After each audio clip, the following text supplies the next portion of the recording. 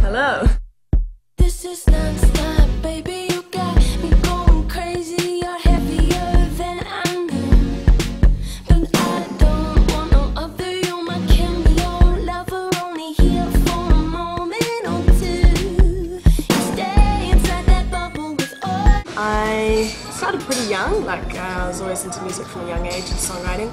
I sort of started out in a competition back in New Zealand called the Rock West, which is all of these high school bands enter, and did quite well in it and managed to get a single on the radio from that. And so I was doing quite a bit in New Zealand, but it wasn't quite where I wanted to go with music, so it wasn't until I moved to Australia that I actually started writing music that I feel represents what I actually want to do. So yeah, but I've been doing it since I was 14, I guess, performing and stuff like that. I think just finding that balance between writing pop music but also with an element of quirkiness and kind of a progressive element that I also really enjoyed from my influences, and I always kind of wanted to find a way to meld them together in an interesting way so that I have a distinctive sound.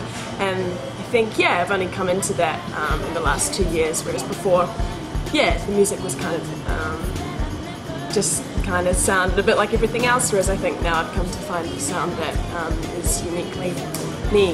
It's inspired by a lot of soul singers and jazz and stuff. I guess that's kind of the place where I started out, influence-wise.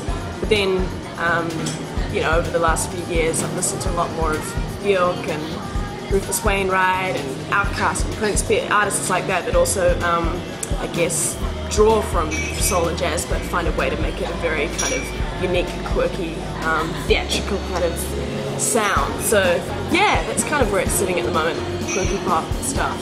Getting this album out is #1 priority. The single is already out now, it's Settled Down, and yeah, the album's looking to be released at the end of the year-ish. So yeah, and I guess after that my aim is to just get the music out as much as possible, be playing as many shows, and getting overseas as well.